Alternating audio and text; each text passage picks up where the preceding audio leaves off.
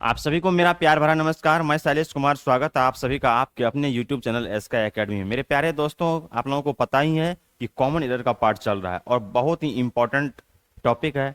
Noun हो गया था, प्रोनाउन का कॉमन एरर चल रहा है, आगे एडजेक्टिव भी चलेगा। और जो भी कॉम्पिटिटिव एग्जाम है जिसमें ये इंग्लिश पेपर से क्वेश्चन आता है, हर कॉम्पिटिटिव एग्जाम में क्वेश्चन पूछा जाता है। ठीक है, जब भी क्लास होता है तो वीडियो लेक्चर में आप शुरू से अंत तक बने रहिए। क्वेश्चन का लैंग्वेज चेंज भी होता है लेकिन रूल वही रहता है। ठीक है, हर क्वेश्चन में रूल आता है। ठीक है, लेकिन थोड़ा थोड़ा लैंग्वेज चेंज रहता है। लैंग्वेज क्या चेंज रहता है उस चीज को समझना। अब ये क्वेश्चन कराना शुरू करेंगे तब उससे पहले थोड़ा सा एक लाइन है, इस लाइन को थोड़ा ध्यान से देखिए। देखिए, don't fear of walking alone. क्या है कि डोंट फियर ऑफ, है ना, वॉकिंग अलोन, अकेले चलने से मत डरिए। कहने का मतलब ये नहीं कि रूम से निकले अकेले चलने दे। आप कोई मंजिल निर्धारित किया है, आपका कोई डेस्टिनेशन है, कोई गोल है।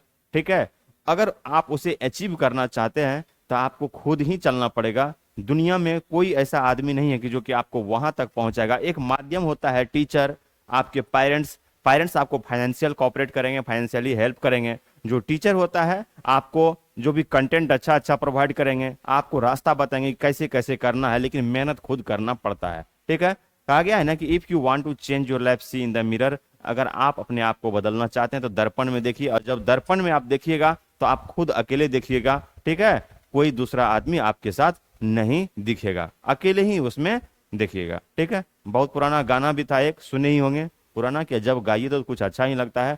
आईनों के 100 टुकड़े करके हम भी ने देखे हैं, है ना, 100 में भी तन्हा थे, एक में भी अकेले हैं। आईनों के 100 टुकड़े करके हम भी देखे हैं, एक में भी तन्हा थे, 100 में भी अकेले हैं। जैसे समझिए, 100 में भी तन्हा है और एक में भी तन्हा ही है, अकेले होता है, अकेले चलना पड़ता है। इंसान अकेले आता है, अकेले जाता है, अकेले संघर्ष करना पड़ता है। एक मोह माया रहता है कि कभी दोस्त है साथ में, कभी ये है कभी वो है, लेकिन कहीं कुछ नहीं होता है। मेहनत कीजिए मन से, आगे की ओर बढ़िए। ठीक है जी, आइए सुनिए, सीखिए और समझिए। देखिए, कॉमन एरर का पार्ट जो है प्रोनाउन चैप्टर पे है। ठीक है,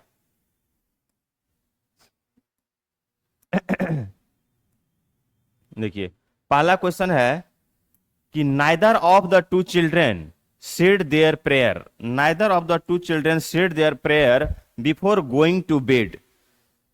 दो में से कोई चिल्ड्रेन नहीं बेड पे जाने से पहले क्या क्या है, प्रेयर बोला है, प्रार्थना बोला है। ठीक है, अब यहां पे क्या है, नाइदर। बताए थे कि दो में से दो को ऑप्शन हो, अगर दो ऑप्शन हो, दोनों में से दोनों को इग्नोर करना हो, किसका यूज होता है, नेदर का यूज होता है। अगर दो ऑप्शन हो, दोनों में से दोनों को इग्नोर करना हो, किसका यूज होता है, नेदर का यूज होता है। यहां तक सही है कि neither of the two children. ठीक है, यहां तक सही है।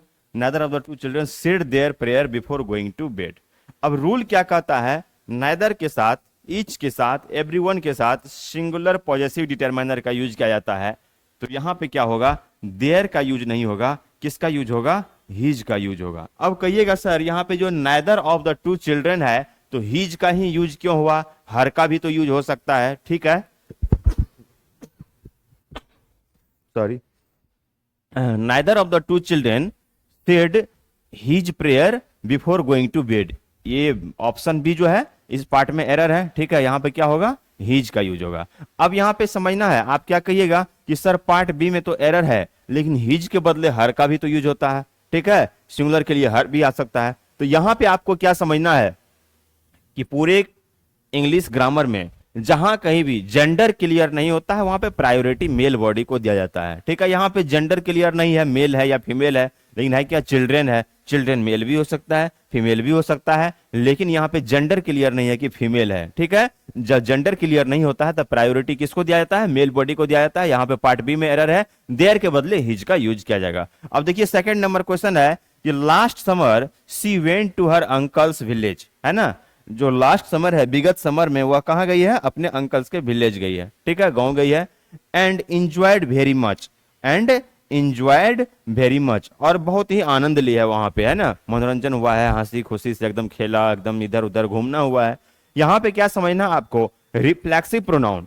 रिफ्लेक्सिव प्रोनाउन में क्या होता है, कुछ कॉन्सेप्ट है, पढ़ाए भी थे और इसे समझना भी है कि इंजॉयड, ठीक है ना, एवहेल, परसेंट, इंजॉयड, एवहेल, प्रेजेंट। ठीक है जी, इसके साथ क्या होता है, एब्सेंट, इसके साथ क्या होता है, रिफ्लेक्सिव प्रोनाउन का यूज किया जाता है। अब यहाँ पे क्या है, लास्ट समर सी, यहाँ पे क्या है, सी का यूज किया गया है, ठीक है, सब्जेक्ट सी है, तो इसके साथ क्या होगा, रिफ्लेक्सिव प्रोनाउन, कि last summer she went to her uncle's village and enjoyed herself हो जाएगा, ठीक है जी, enjoyed herself very much, part D में क्या है, एरर है, ठीक है।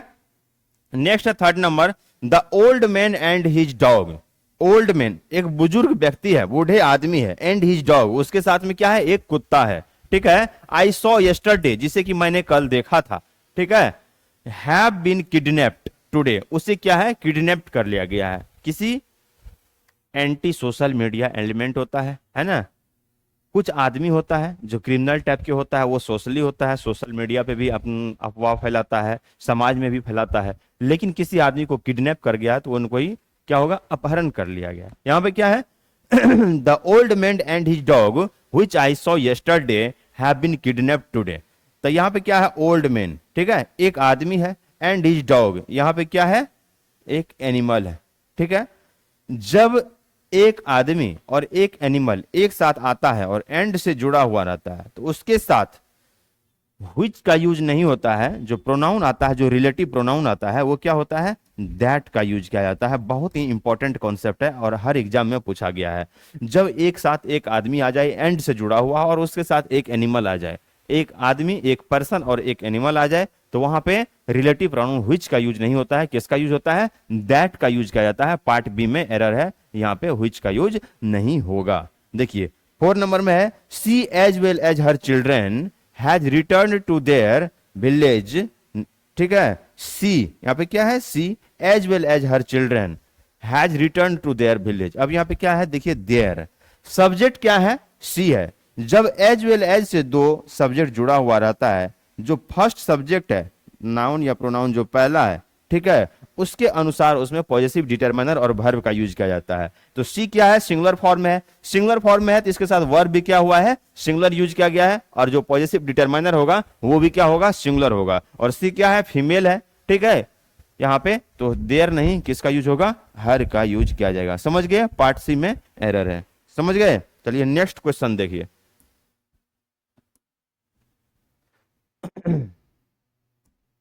देखिए नेक्स्ट है कि neither of the to friends has his money back from the government. Neither of the to friends,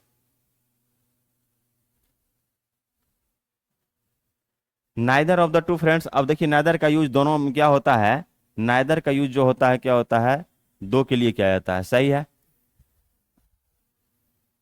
अब यहाँ पे neither of the to friends has his money back from the government, ठीक है। और नेदर के साथ जो है, जो प्रोनाउन जो होगा, जो पॉजिटिव डिटरमाइनर जो यूज किया जाएगा, क्या होगा, सिंगुलर होगा। अब यहाँ पे जेंडर तो क्लियर नहीं है, या तो मेल होगा या फीमेल होगा, तो यहाँ पे क्या है, हिज का जो यूज किया गया है, ठीक है। सब कुछ सही है, नो एरर हो जाएगा, ठीक है।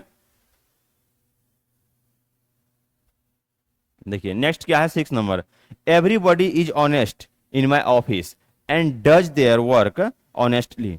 Everybody, everybody is honest in my office, मेरे ऑफिस में हर आदमी क्या है, ईमानदार है। And does their work honestly, और वो जो अपना काम करते हैं क्या करते हैं, ईमानदारी पूर्वक काम करते हैं, ठीक है जी।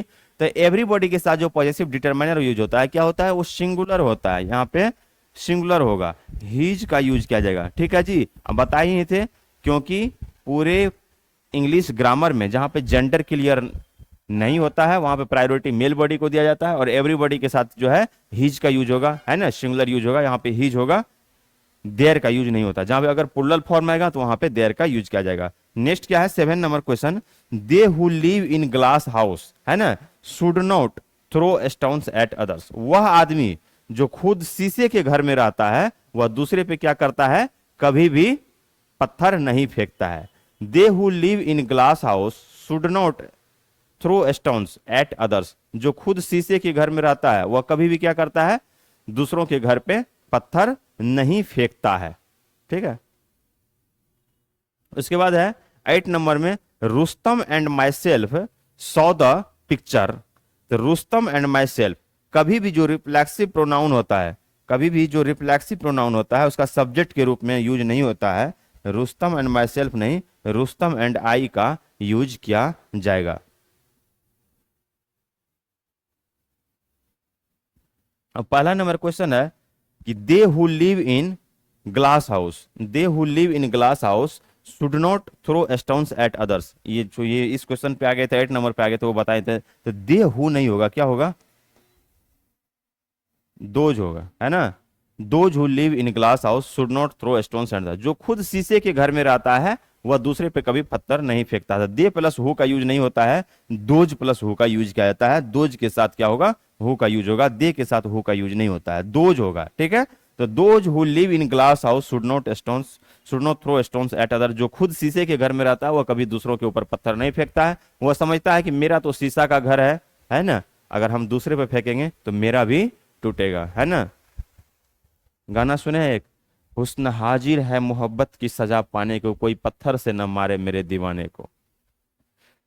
तो यहां पे समझ गए 8 नंबर में है कि रुस्तम एंड माई सेल्फ नहीं होगा, रुस्तम एंड आई का यूज होगा। कभी भी रिफ्लेक्सिव प्रोनाउन का यूज सब्जेक्ट के रूप में नहीं किया जाता है। यहाँ पे कोई भी सब्जेक्ट होने के लिए या तो नाउन होता है या प्रोनाउन होता है। तो रुस्तम क्या है? नाउन है। यहाँ पे क्या है? माई सेल्फ रिफ्लेक्सिव प्रोनाउन हो गया, तो क्या है? रिफ्लेक्सिव प्रोनाउन का यूज नहीं होगा, आई का यूज होगा, है ना। जैसे आप कभी भी इंट्रोडक्शन देखते हैं तो आप बोलते हैं ना, माई नेम इज दीपक, है ना, या आई एम दीपक, ठीक है। माई सेल्फ इज दीपक कभी नहीं बोलते हैं, ठीक है, गलत हो जाएगा। आइए नेक्स्ट देखिए,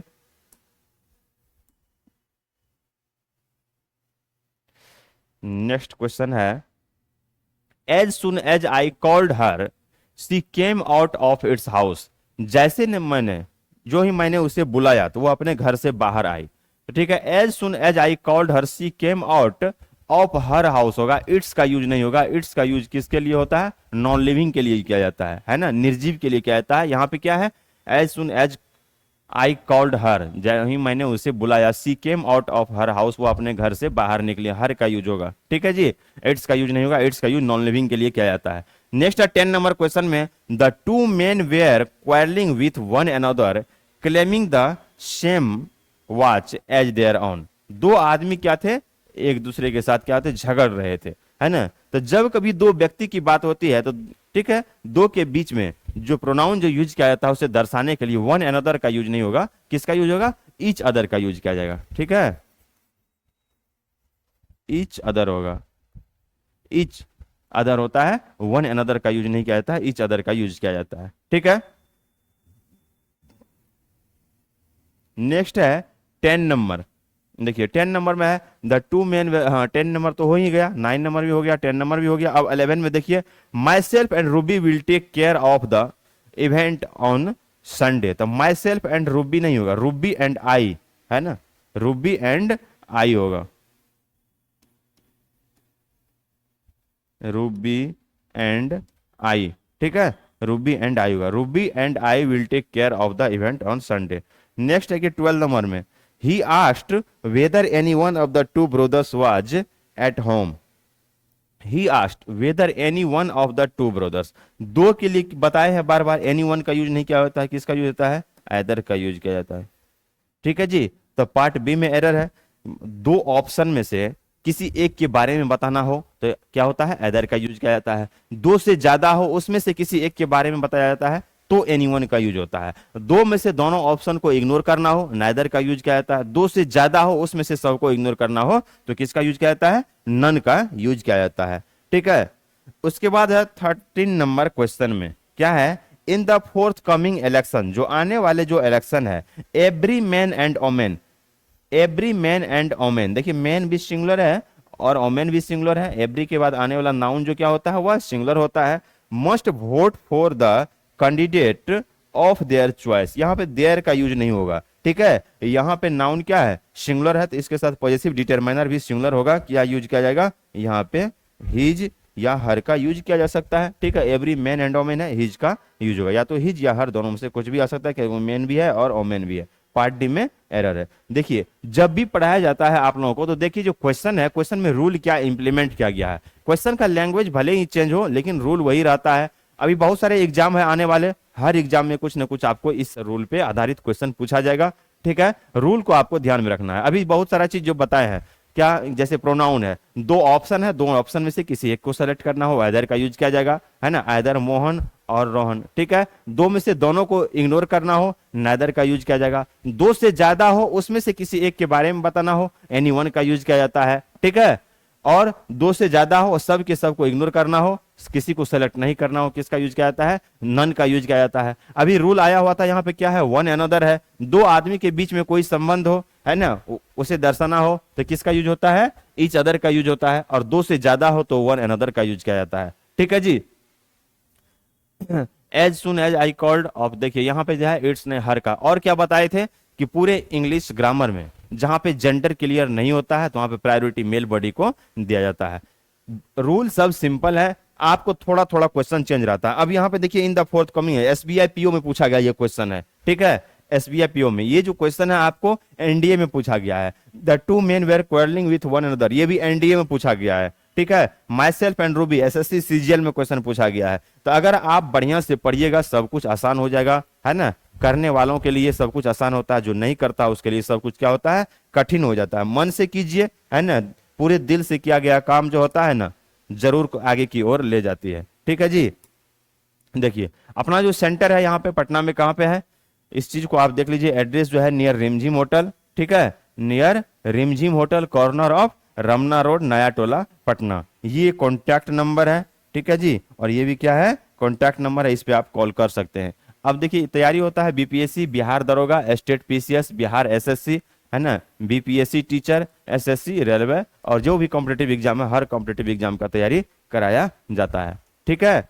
तो इस वीडियो लेक्चर को आप लोग बढ़िया से देखिएगा, अच्छा लगे तो कुछ लाइक भी कीजिए, दूसरे आदमी को भी शेयर कीजिए और सब्सक्राइब कीजिए। हम आपके लिए अच्छा कंटेंट लाते रहेंगे। Thank you for watching this video lecture. Have a nice day, bye bye, जय हिंद, जय भारत।